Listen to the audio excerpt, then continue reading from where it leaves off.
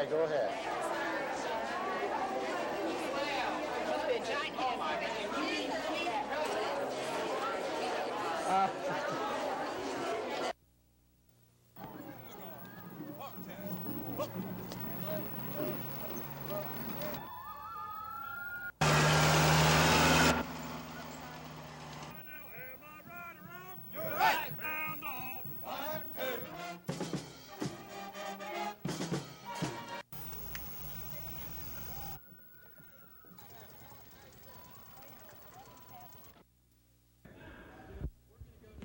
These 14 men are a team. They call themselves the Golden Triangle Rolling Outlaws, and they play basketball.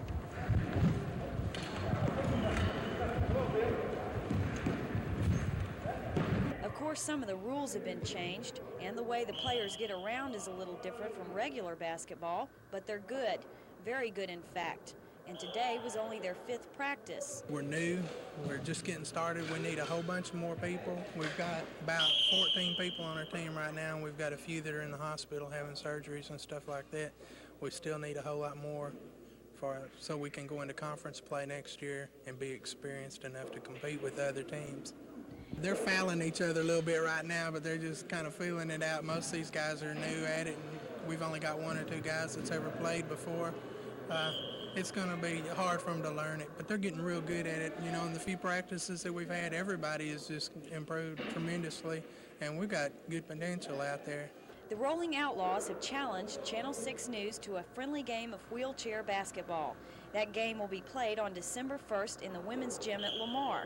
The money from the game will go to sending the Rolling Outlaws to a tournament in Corpus Christi. You and I both know that your team is going to be playing Channel 6's team December 1st. Do you think y'all are going to win? Oh, I know we're going to win. We're just, you know, this is just going to be a good practice for us. Okay. Thank you, Terry. In Beaumont, Karen Hayes, Channel 6 News. As if the warning label on a package of cigarettes isn't enough, smoke-out reminder signs are everywhere. In Parkdale Mall, they're right at the front door. As soon as a smoker walks in, he's besieged with warnings. Smoking is bad for you. Stop smoking. You'll die if you don't, the signs say. The smoke-out booth even has pictures of a cancer-ridden lung, a visual scare tactic, no doubt. Or what about the poster of the old lady with a cigarette hanging out of her mouth? The sign reads, "Smoking is glamorous." Is that supposed to be what a smoker will look like in 100 years? Anti-smokers will see how their campaign worked on Thursday.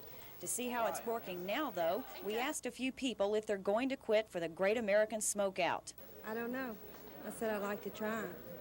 You think you can do it? Yeah. Well, I had quit for 5 years and just started back last week. Are you going to quit smoking on Thursday? Yes, I think I will. No, I don't think so. Why not? I like to smoke. I'll try the 24 hours. Think you can do it? I'm going to give it my best shot. So non-smokers, be ready. On Thursday, if you're around one of these quitters, you might want to watch what you say. Smoking might be irritating, but so are some of the people who might quit. Karen Hayes, Channel 6 News. The pickets went up around 9 o'clock this morning at Alfred Supermarket in Port Acres. Iron workers from Local 125 say they don't have a contract with the builders of the project, and they want one. Got 3 contractors out here, and ain't none of them got their book okay with 125 in. No contract through our local. That's why we out here, to get it straight. And we're going to keep on till we get it straight. We're going to stay here. It all started when non-union workers began laying the foundation for the new building. When they started wiring the slab, union iron workers came out to protest. They say wiring concrete is their job. There was also a dispute within Local 125. Apparently, the general contractors subcontracted Texas Welding Works to do the wiring. 2 of those workers say they belong to the union, but union picketers say the 2 men don't have their union books up to date, so they shouldn't be doing the job, they say.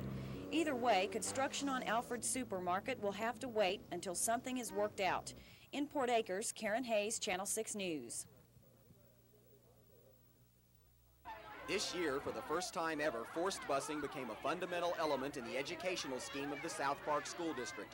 Most children in kindergarten through grade 3 were spared from the interior of the now familiar yellow school bus, but 4th through 8th graders weren't spared, and next year high school students could be included. Some South Park residents say they are fed up, and they're working to set up a local chapter of one of the largest national anti-busing groups, the National Association for Neighborhood Schools.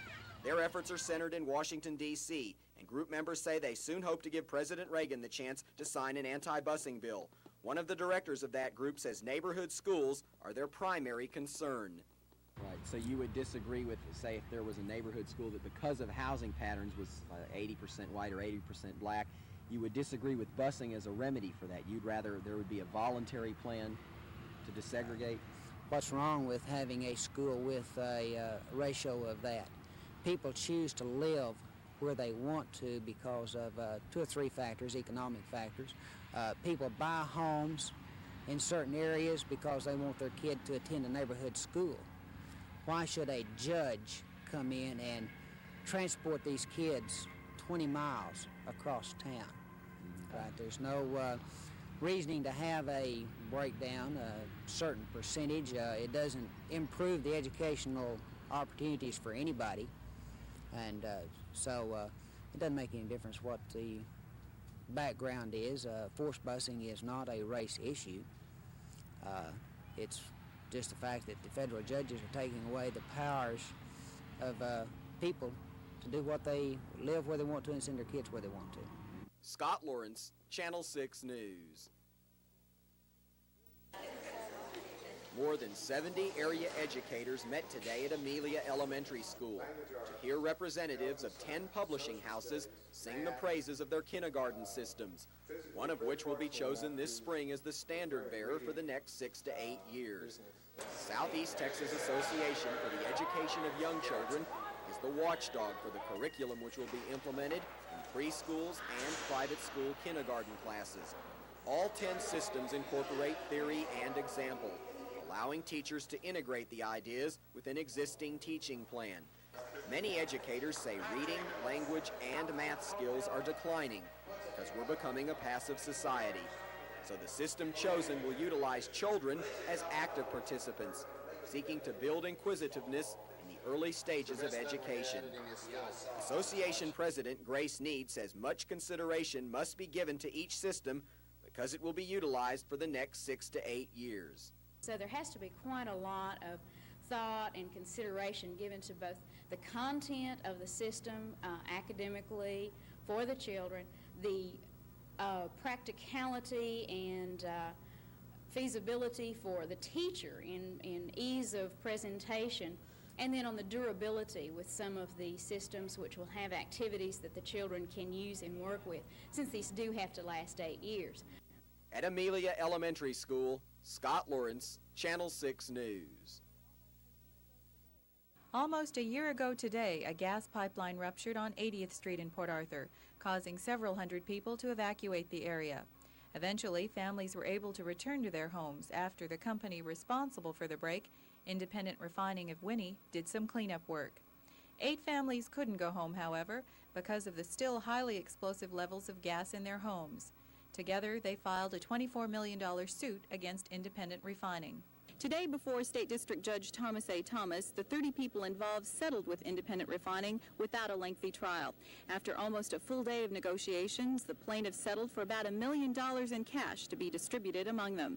Independent Refining also agreed to clean up 80th Street and to tear down 2 houses too saturated to ever be livable again. Judge Thomas says he can't go into the specifics of the settlement at this time, but he did say that both parties in the suit seem to be very satisfied with the terms of the settlement. At the Jefferson County Courthouse, Lynn-Sue Glass, Channel 6 News.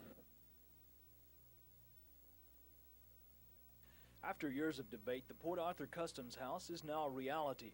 With some pomp and ceremony by the Color Guard, the flags of the United States and Customs Service were raised, signaling the establishment of the offices in Port Arthur. The fate of this building had been in limbo several times during the last 30 years.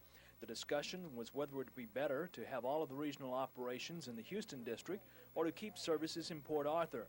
One of the strong supporters of the Port Arthur office is Congressman Jack Brooks, who delivered the opening remarks. Without question, our dedication is a tribute to the growth and the vitality of Port Arthur and the Golden Triangle. And it signifies the benefits that can be derived from the combined efforts of concerned citizens to meet the future needs and the current needs of our community. With the extent to which And people then, to make it official, the ribbon was cut. There we go. Got it. The Customs Office will have jurisdiction from High Island to Lake Charles and will oversee the entry of 1 million barrels of oil per day into the Golden Triangle area. From Port Arthur, Roger Daniel, Channel 6 News.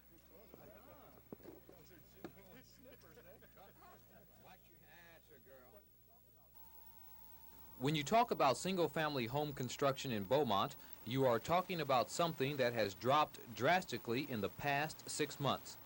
The city of Beaumont issued permits totaling $87 million in value 2 years ago.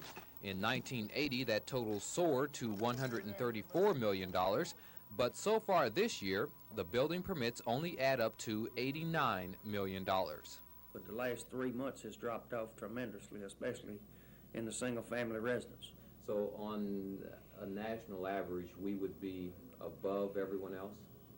No, I wouldn't say that. There are certain areas of the country that are still doing very well, but we're above the majority of them. How has commercial construction been in Beaumont? Been real good. What has saved the city of Beaumont so far this year is commercial construction. The months of January and August brought in $22.5 million alone. But as we near the end of the year, things don't look too promising. Single family has dropped off 75 to 80%. What do you see for the next 2 months or the remainder of this year? Next 2 months looks very bad. It's going to drop, continue to stay down the way it looks. Is that a trend for this part of the year? As you get later into the year, everything starts to drop off? No, sir, not necessarily. Most of the builders tell me this is due to the interest rates and they can't sell them. Looking ahead to 1982, the city says commercial construction will continue to lead the way in building permits, and until high interest rates come down, home construction will remain at a minimum. Jim Oliver in Beaumont, Channel 6 News. Although no contract was signed this morning, it appears Orange County will still be receiving the services of an architect for free. We tabled the action of signing the contract with the jail architect this morning, pending giving the district attorney a little more time to look over that contract. The state has not okayed the jail because of the overcrowding, and prisoners have been sent to the Hardin County Jail for incarceration. Meanwhile, county officials have been meeting with architect Christopher DiStefano to work on a solution. As it stands now, the architect will only be paid if a bond issue is passed to finance some type of jail expansion. According to Commissioner Gould, the architect still must have a contract saying he's to be paid only if the bond issue passes. Although that issue was tabled for more study, it's anticipated the architect will continue to work on the jail problem and also study the footage of various courthouse offices for possible expansion of the courthouse itself. From Orange, Wayne Sparrow, Channel 6 News. Many of the people who live in blighted areas have a limited source of income. Some work but don't make much money, others are on fixed incomes, and some are on welfare. So, in order to make ends meet, some of the residents say they may have to turn to crime. But I can't see what's happening now. I can't understand it. All I can understand is one thing. When I can't get, I'm going to take. According to the sociological research, and it has been found higher crime rates among the blight and the ghetto and the slum neighborhoods in the inner city areas, and then in the other parts of the town. I think this kind of situation has very much to do with the social cultural environment and also the educational institution. But not everyone in blighted areas believe that crime is the answer to solving their problems. Many just make do with what they have. As long as a man can be happy here on this earth, it's better for him. Out of all the money in the world, you can have all the money in the world and yet not be satisfied.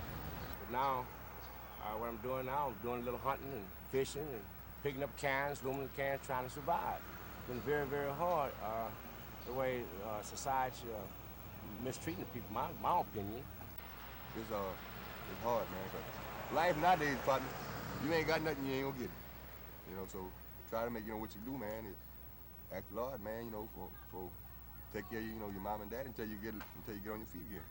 Tomorrow night at 6, a look at housing in blighted areas. The need here is always for more. There's nothing good in store on the other side of town.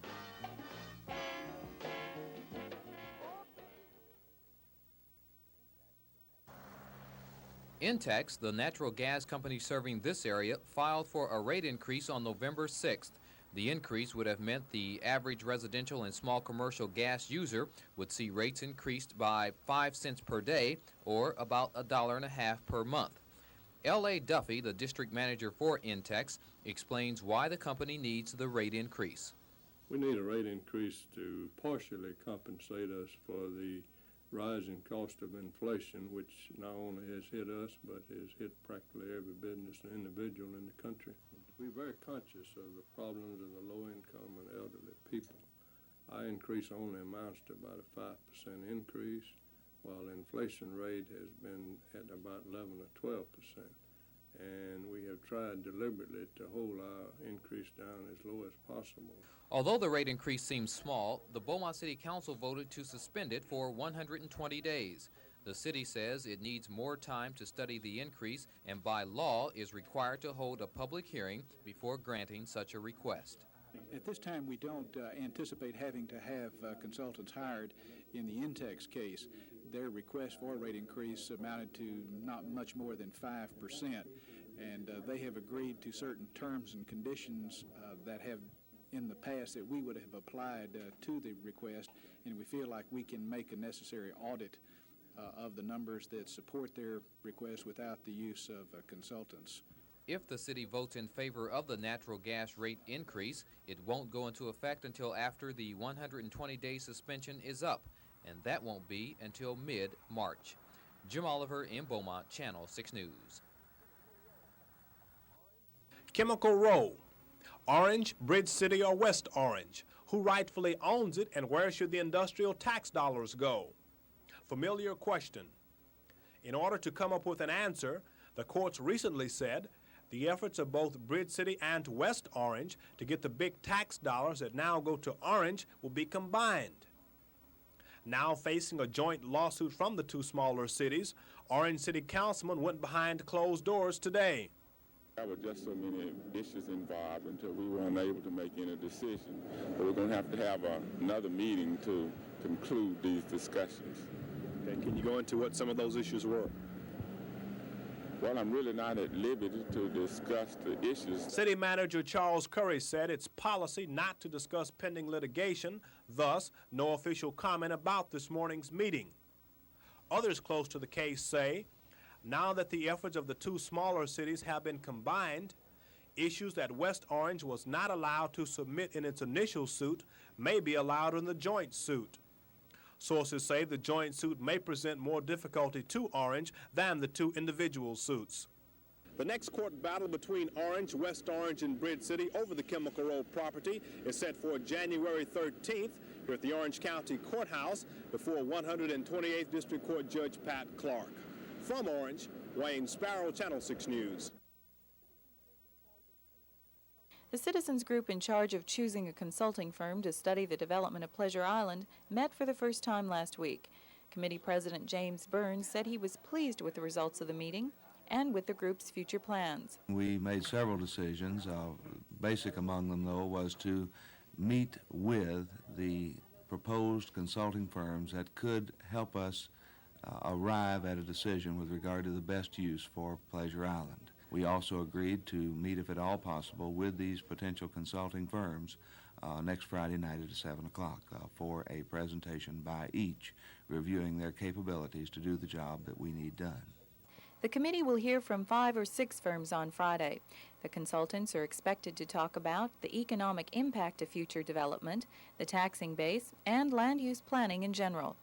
There is no policy position that I am aware of that has been taken by the Pleasure Island Commission which commits them to follow exactly the recommendations of the consultant. However, I am of the opinion that it will very, very heavily weight their decision, whatever the consultant comes up with.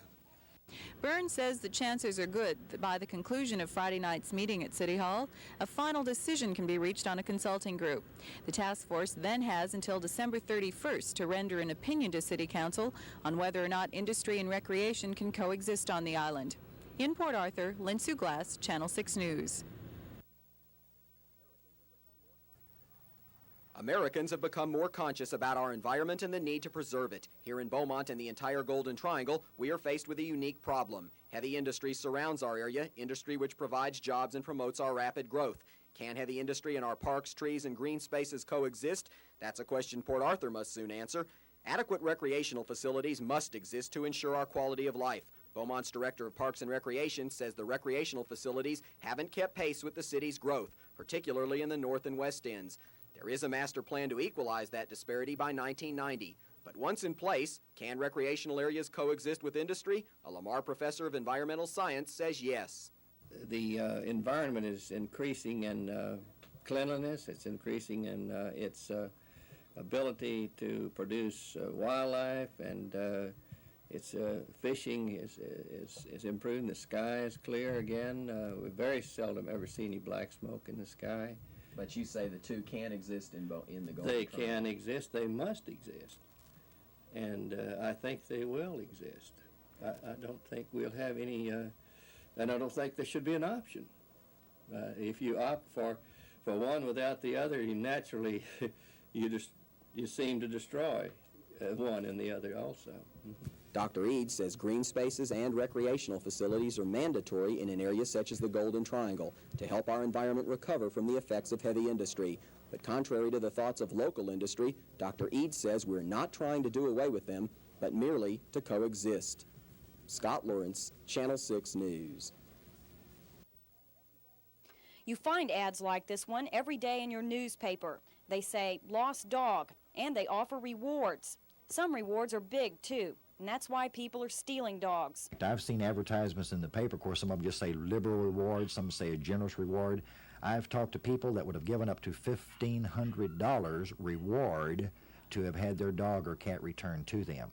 In fact, there was an ad just in last week's paper, I believe, for a German Shepherd for a $500 reward. Not only do dog nappers make money on rewards, they steal the dogs to sell them in other cities for big money. It is more especially the breed animals. Our files are full of the lost dogs and cats that are Dobermans, it's German Shepherds, Cocker Spaniels, Peekapoos, Cockapoos. Why is it the breed animals that are They're more expensive.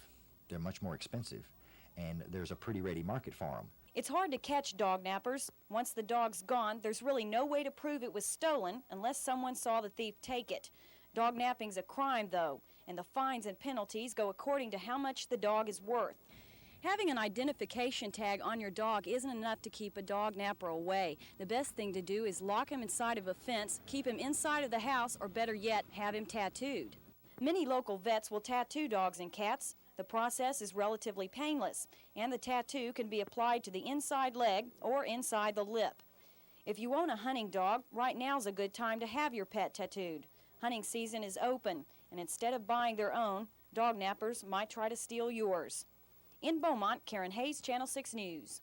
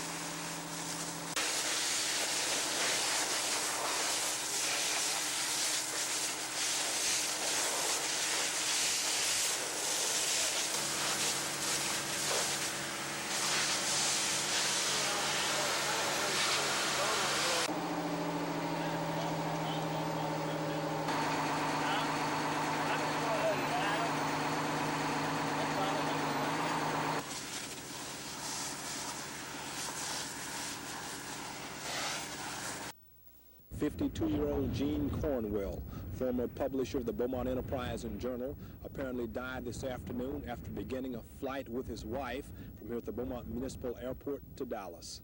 Like other flights, it began a routine takeoff just before 2 o'clock. Cornwell then started to turn the single-engine plane north toward Dallas. Then he slumped over the controls. A family friend said Cornwell had been flying 10 years, and he always took his wife up with him.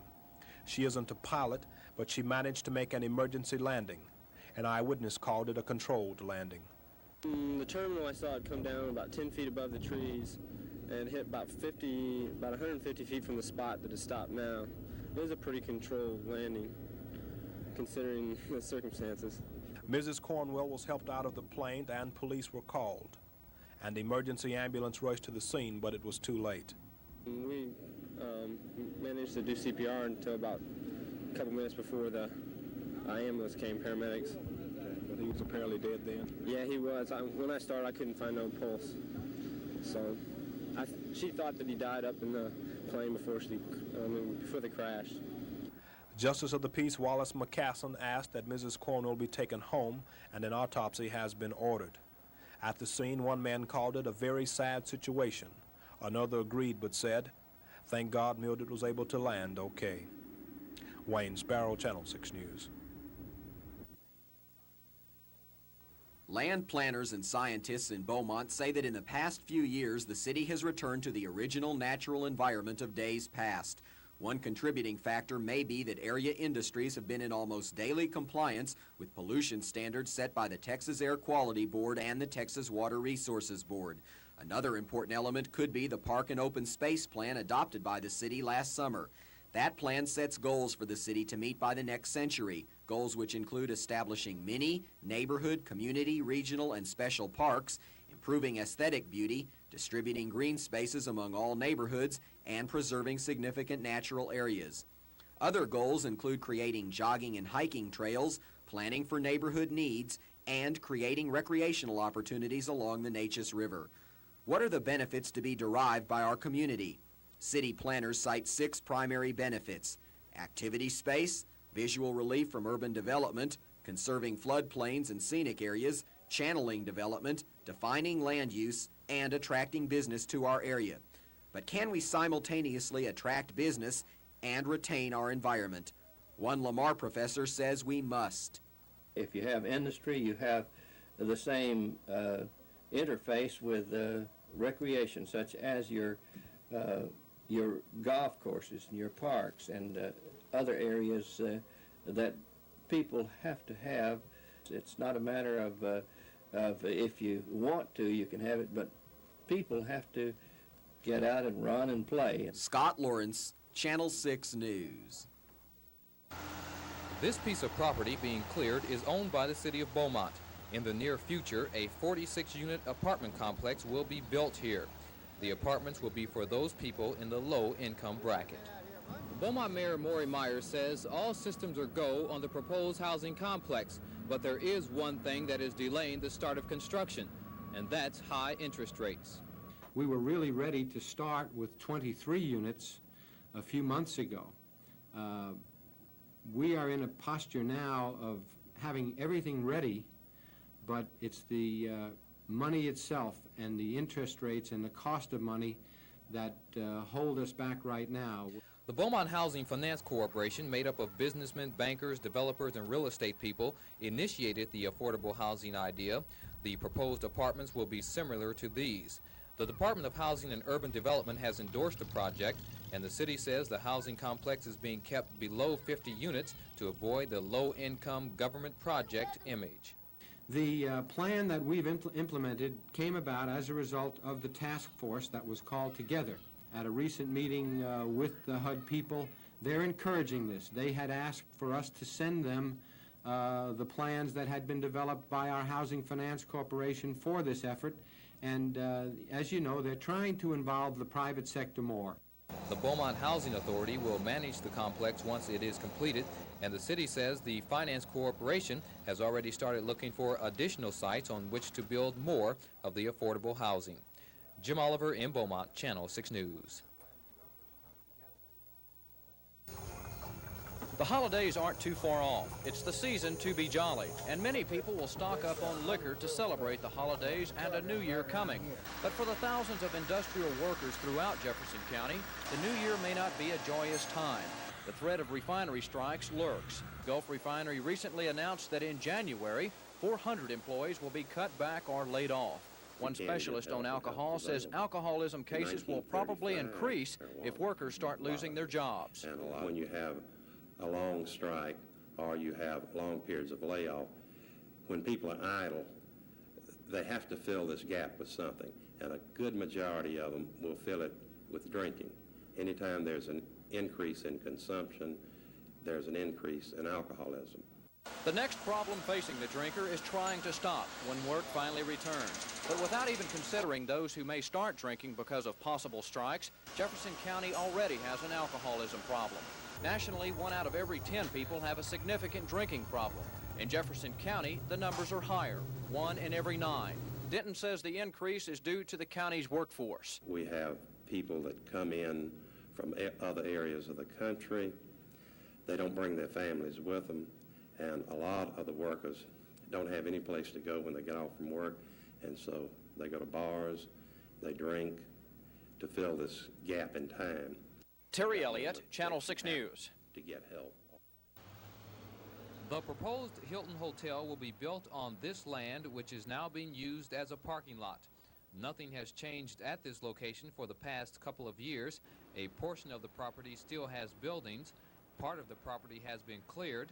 And what catches everyone's eyes is this sign, which has been here for 2.5 years. Beaumont Mayor Maury Myers is hoping the sign will be an indication of things to come. We still have a hurdle or two to cover, and if those hurdles could be accomplished, then I'd say we are probably closer than we've ever been, and it wouldn't be unreasonable to see the hotel begin construction in very early or January of '82. The total cost of building the hotel is estimated at $13 million. Local developer Ben Rogers is expected to put up $3.2 million. The city will chip in with $1 million, and the rest will be financed through tax-free industrial bonds. We have had some changes come up as a result of governmental regulations that we have no control of. If things go our way and we can get a couple of more pieces, then I think that the commitment of Ben Rogers to build that hotel will be a reality. If all parties agree on the $13 million package, groundbreaking ceremonies could be held as early as mid-January. But there will be no parking garage. Instead, Fannin Street from Main to Pearl will be closed off and used as an open space parking lot. Jim Oliver in Beaumont, Channel 6 News. Once we receive all of this information back, we'll analyze it. We'll identify what each neighborhood indicates is the major serious problem is located within his neighborhood.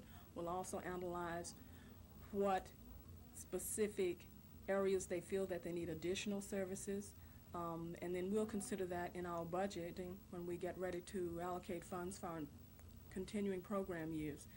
Additionally, this information may be used for the entire city's budget, the capital improvements budget. We're concerned about if this works well within the target neighborhoods. In the future, we may be concerned about doing this for all of the neighborhoods citywide. Back in the days when folks did their shopping at the old general store, personalized customer service came with the groceries. Nowadays, most modern supermarkets expect you to carry your own bags to the car. And since about the mid-1940s, practically nobody delivers to your home anymore. In Beaumont, there is one neighborhood grocery store that still offers front door delivery service. It's called the Service Food Store, and it's been on the corner of Doucette and Brooklyn for over 65 years. Owner-manager Frank Montalbano calls it the family business. My dad and I was the one that originally ran the store, my mother and dad. And my dad, he's deceased now, and my mother still lives, and she still works in the store with us. They started it when she was 16 years old. And we originally started delivering on bicycles then, those days, my dad and them. And then they went to automobiles and things. Right now, the store has about 20 home delivery customers, most of them elderly people who aren't able to shop on their own. Every Thursday, like clockwork, they call in their orders to Mother Montalbano, and she does the actual shopping for them. The groceries are then boxed and tagged, and sometime around noon they're loaded up in the store's single delivery truck. They're then taken right to the customer's door, usually arriving by early afternoon. Why do you do it? Why do you have a home delivery service? Just our old customers just kept trading with us, and they moved away from the neighborhood, and that's the main reason why. Up until a year ago, delivery was free, but high gas prices changed all that. I was very afraid that was going to happen when the fuel situation got so bad, that we were going to be in a situation where we were going to have to stop. And that's why we tried to go to 2.5 delivery charge, which is really not a lot. And I believe as long as it stays like it is now and it's backing back down, we'll be okay. At the Service Food Store in Beaumont, Lindsay Glass, Channel 6 News. C.B. Locke came to Beaumont in 1939 as general manager of KFDM Radio. Back then it was housed here at 1420 Calder.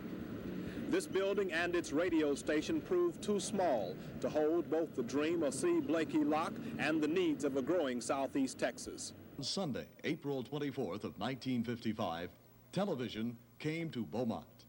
Good afternoon. This is KFDM TV, Channel 6. Before he died, veteran newsman Ralph Ramos reflected that Locke not only headed the area's first VHF TV station, but was also concerned enough to do whatever was necessary to get the job done. Example, 1957. Hurricane Audrey is driving into the mainland. Mr. Locke, who was the station owner-manager, had a plane, and we flew over there first thing in the morning, made some aerials. To better serve community needs, Locke pushed the young TV station into a new modern building and invited lawmaker Jack Brooks to open it. Jeanette Greer worked for Locke longer than anybody. He was like a father to all of us. We were all his family. His job was communications, but it's apparent Locke the man preferred quiet. He knew President Johnson. He met President Kennedy. He had met Charles Lindbergh. He had seen William Howard Taft. He had met many, many famous people, and I always enjoyed hearing him tell about those experiences. But yet and still that didn't entice him to stand before the mic and talk himself? No, he was very modest. John Hicks bought the old radio station from Locke. He remembers the businessman. Well, Blakey always looked for a bargain, but he was fair and he was honest and straight, put cards on the table face up. Southeast Texas now has NBC, ABC, and the CBS station Locke started.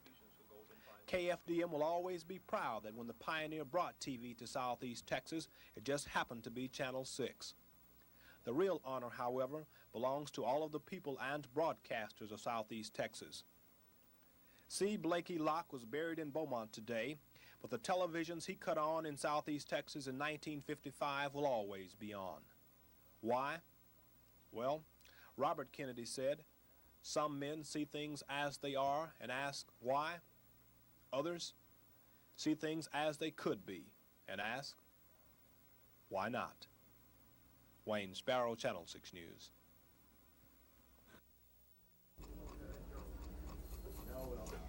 Well, fellow smokers, we've got less than 6 hours to go before we can light up again, so I suggest we all try to make the most of it. Now, it's not going to help to sit around and stare at the clock, so I've tried to spend the better part of my day trying to figure out ways to forget about smoking. The first thing you should do is get rid of all the cigarettes laying around. If you're lucky, your nice friends will help you do that. Since cigarettes give you something to do with your hands, replace them with something else. Cigarettes also give you something to do with your mouth. Straws are good to chew on. I've even heard of people gnawing on cinnamon sticks. What helped me today, though, was chewing gum.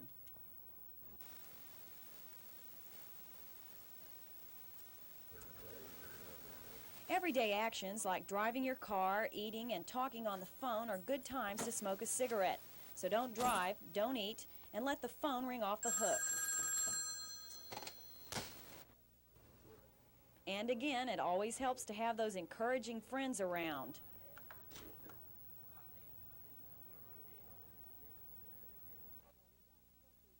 If none of my suggestions work for you, don't feel too bad because they didn't work for me either.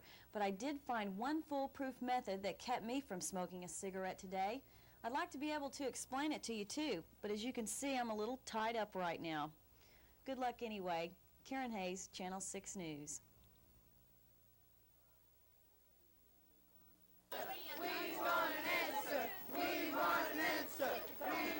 In a school year filled with news about the desegregation plan, these students aren't protesting forced busing. They're protesting the resignation of a teacher at South Park High School, a teacher much beloved by many who know her. I wish to study to be an actor, and she has helped me greatly in pursuing this goal and to become a better person. And all these students feel the same way, I'm sure. The resignation of South Park speech teacher and cheerleading sponsor Dorothy Rayo was the dominant concern of most at the board meeting. Parents as well as students spoke out in her behalf. Who among us would be willing to stay after regular school hours have ended and work late into the nights often for the benefits of the kids who she loves so much? Channel 6 News spoke with Mrs. Rayo about her resignation, and she told us she's been teaching speech for 7 years, all in the same specially equipped room. Mrs. Rayo says 2 weeks ago, Principal Shirley Ramey came to her and said she must exchange rooms with a drafting class. One Rayo says had occupied the same room for 15 years.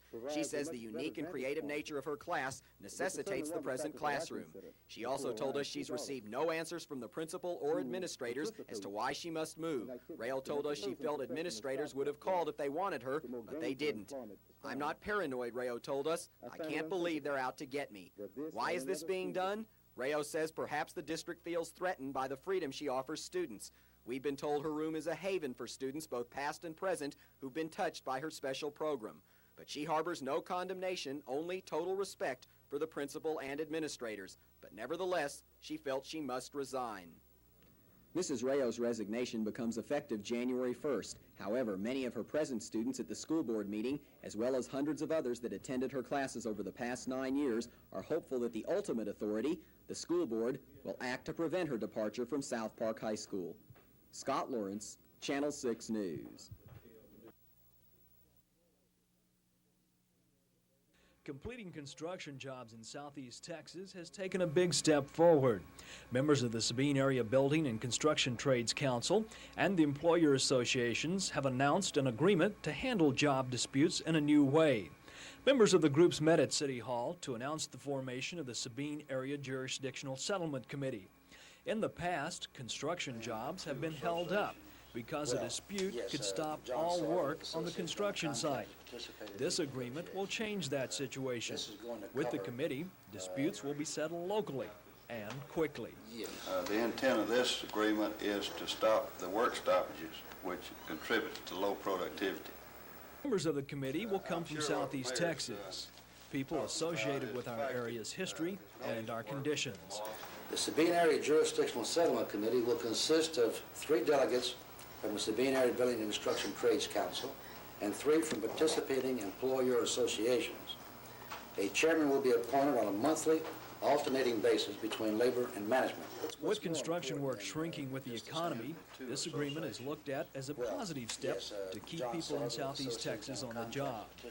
What is more important than the adoption of the agreement is the good faith intentions that have been exhibited by area contractors and building trade crafts to make this thing succeed. In the past, a work dispute meant work stopped while the case was submitted to a national committee, sometimes a lengthy delay. This local committee will be another tool that labor and business can use to settle disputes and keep construction costs down by keeping workers on the job. Besides settling disputes, the committee will serve another important function: to get the message across to interested businesses that they can do business in southeast Texas without fear of work slowdowns. In Beaumont, Roger Daniel, Channel 6 News. Your left hand up there, your right hand down here, Almost and everyone turn has around. experienced the problem of the backseat driver. That's no problem for these southeast Texas special education students. It's no problem because they can't hear. While not being able to hear may have its advantages with a backseat driver, it presents other problems for learning to drive. That's good. Okay, now, one more time. The instructor is Homa Hill. Along with Tony Martin as his signer, they have put 13 deaf students through South Park's first regional class of deaf drivers education. Getting behind the wheel is the last phase of the class. First, there are 12 hours in the classroom, 12 hours in a driving simulator, and 6 hours driving and observing. Communicating the message may be different, But there's one instruction that always strikes fear into every new driver, no matter how you're told. Parallel parking. The back seat. Okay, just let your car go forward until the back seat is Hill even has taught many with students this to front drive, standard up but here, teaching the and deaf then stop. student has required some new techniques. But then I learned the sign language, such as you've got to hurry, and I found out going on the freeway that hand really got to go in a hurry. Whatever his method, the students got the message and their diplomas. Now they face their next big test, getting Dad to give them the car keys. From Beaumont, Roger Daniel, Channel 6 News. What this is, take this right here. The Indians and Pilgrims were a little younger, a little shorter, and a little shyer than in colonial times. They were also Vietnamese. But the spirit was all American. 50 or so resettlement children donned the appropriate costumes and experienced for themselves the roots of our country's culture, now their culture. Mrs. Thomas, are these children aware of what Thanksgiving really is? Do they know what it means? They are beginning to learn. It's a slow process. See, we have them from 6 weeks up, and we start with the 2-year-olds, teaching them these different customs. And by the time they get up in the older groups, they know it. There were tiny natives sitting with tiny settlers, and tiny pumpkins, and tiny turkeys, and even a few assorted butterflies. There was laughter. Later, there was prayer.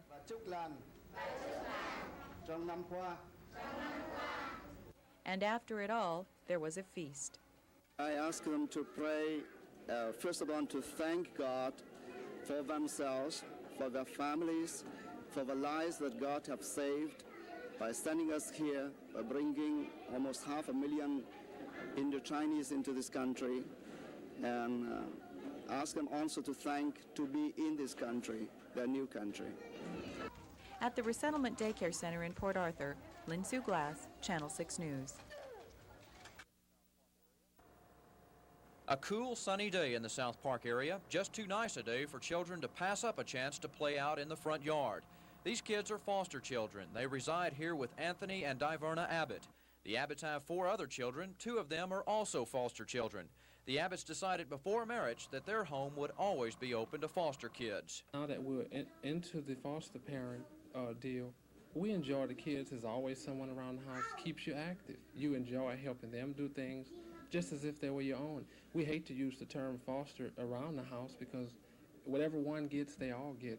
Anthony adds that what foster children need the most is love and affection, but in so many cases, these 2 essential ingredients are never received. Many foster children live in institutions. The more fortunate ones, like the children at the Abbott residence, live with families. Still, they are away from their natural families, families that in some cases just didn't have enough money to raise the children properly. This Christmas, the Jefferson County Child Welfare Board and the Foster Parent Association are looking for persons to sponsor a Christmas celebration for the 100 or so foster children from the county. Fred Ganeri explains how the money will be used. This involves bringing some of the children who are in institutions outside of Jefferson County back into the area, and this, of course, involves transportation costs. We also try to provide a party for the children, gifts, and make sure that they can spend Christmas season in a home, sometime their own natural parents' home here in the county. Sponsorships of $50 are being sought for each child. Of course, donations of any size will be accepted. If you think you might be interested, send your donations to the Jefferson County Child Welfare Unit. Terry Elliott, Channel 6 News.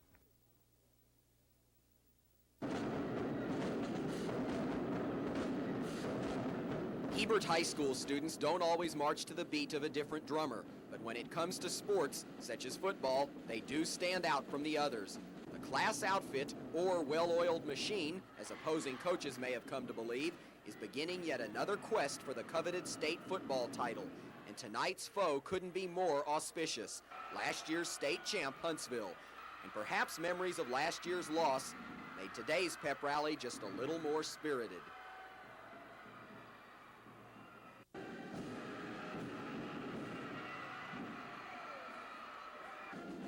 Last year, Huntsville was accused of watering down their field in an attempt to slow down the fleet-footed Panthers. This year, Hebert players say the well will be dry. Although they believe Huntsville will be drowning in sorrow, because the Panthers are determined to win. We're going to try to cut down on some of our mistakes. You know, we made a lot of mistakes last year. You know, we're going to try to improve them from last year, and I think we'll come on top. Everyone's been practicing real well already, and I just hope things go right the way we've been practicing. We should come out on top of the game. I think the winner of this game will determine the winner of state championship this year.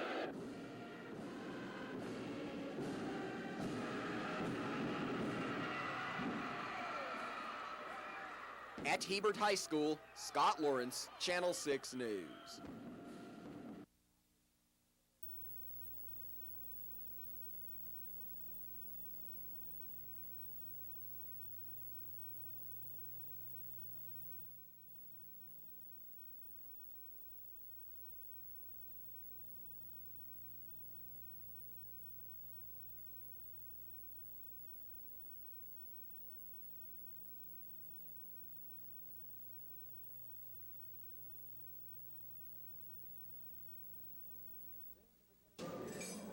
Things are beginning to look up for the inmate-stuffed Jefferson County Jail. County commissioners approved a request to hire 9 additional jailers at a cost of over $145,000.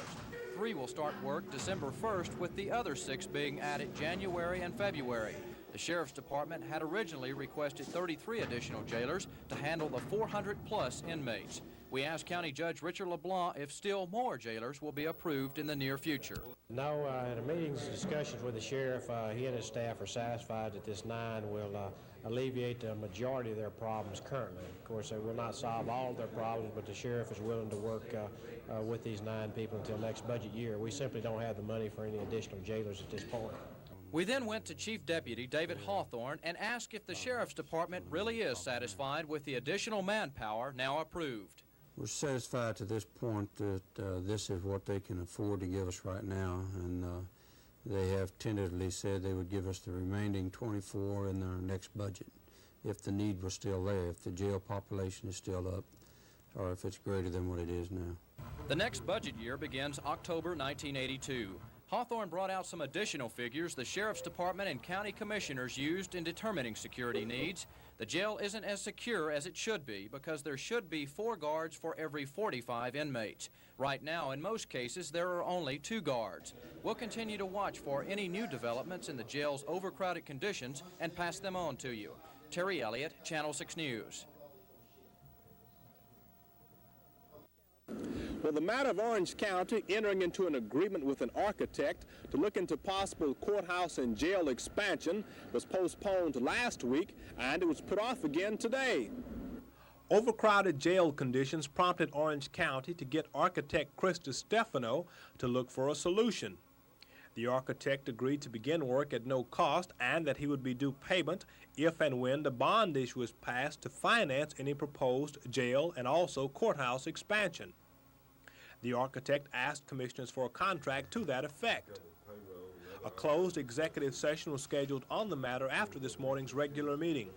The representative from the district attorney's office had canceled the meeting. Mr. Howard, why the cancellation of the meeting? Well, we didn't want to violate the Open Meetings Act, and I have several sensitive matters that I want to talk with the commissioners about, and to avoid violating the Open Meetings Act, I'm going to have to talk with them individually rather than as in a body whole. Meanwhile, Orange County is keeping some of its inmates in the Hardin County Jail. For about 2 weeks now, there has been a daily average of 11 Orange County inmates kept in Hardin County. Cost, about $3,800 boarding fee, with Orange paying medical expenses. Commissioners put aside $5,000 to cover the additional jail expense for now. We'll keep you up to date on what happens. From Orange, Wayne Sparrow, Channel 6 News. What Palomar residents have are stretches of dusty road made of crushed seashells. What they want is concrete topping and curbs. What Port Arthur is offering is asphalt topping and ditches, no curbs. Laverta Batiste, who represents the Palomar addition, says that offer is not enough to justify partial financing of the roads by 60 or so area homeowners. What the city is offering us is what they have given Port Acres for free. We are willing to pay for what we want, not for what the city wants. to do. Other areas pay the same thing. They just don't know about it, but they have paid. That's a policy of the city. Has been a long-standing policy. What other areas, like, for instance? My area, one. I paid twice. I paid once for the county, once for the city. And I haven't even had my streets reworked, and it's one of the worst streets in town. And so, all over the city. Let's go back and look in the records, and it goes back 25 years. And if they plan to force us to pay it, then we're going to court. Because we've already told them before they even started anything that this is not what we want. Mrs. Batiste says she fears the city has no real intention of ever repairing Palomar's roads. She says the mayor is playing a political game, stalling for time until the December 1st elections are over. But Mayor Sadler says that isn't true. He says the delay has been caused because the city can't get the property deeds from the developer, and until they have those deeds, no streets can be repaired. In Port Arthur, Lynn Sue Glass, Channel 6 News.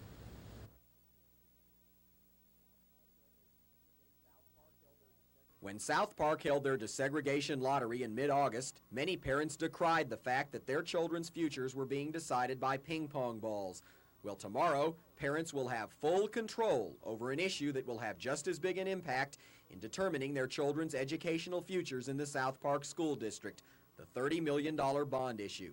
Registered voters 18 years of age or older living in the South Park School District can go to the polls tomorrow from 7 a.m. to 7 p.m. to vote on the $30 million proposal. This is how the bond issue breaks down. $20 million will be allocated for a new high school and about $1 million for the site. $3 million will go for a central vocational technical school, which will be based at either Hebert or South Park. Forest Park High School will be given a $3 million auditorium to bring it into parity with the new school. Finally, $3 million is allocated for remodeling a number of elementary, middle, and high school facilities. The total cost of the bond issue is $30 million, and Superintendent Taylor has no doubts about the bond issue's importance. How important is this to the future of the district? I think probably this is one of the most important things that's faced the district during my tenure here since 1976. It's something we've been talking about for years, and our district can afford excellent facilities, and that's creating an environment, a good environment for learning, I think, is important, and so we need this, and it will help us tremendously. Scott Lawrence, Channel 6 News. This is the area in which developers want to put single-family, multifamily, and neighborhood commercial development. To do that, the developers need approval from the Planning Commission and the Beaumont City Council. Approval came last week from the Planning Commission, and City Council will make its decision Tuesday afternoon. But even after Council makes its decision, there are still a couple of Council members who are not pleased with the way the rehearing procedure is set up. One of them is Councilwoman Evelyn Lord. Too quickly, we give the right to have something reheard immediately after it's been denied, where originally the ordinance, or rather the regulations, call for a one-year wait after something has been denied before it's brought before us again. I feel that some people are sort of being a little abused or perhaps left out in the cold because of this process being so easy as it is now. A developer whose request is denied for a zoning change is supposed to wait 1 year before resubmitting his application. But on page 5 of the Planning Commission bylaws, a developer can resubmit his application if there is a significant change in the previous request or if City Council gives approval for a rehearing. In this case, City Council requested the rehearing. Jim Oliver in Beaumont, Channel 6 News.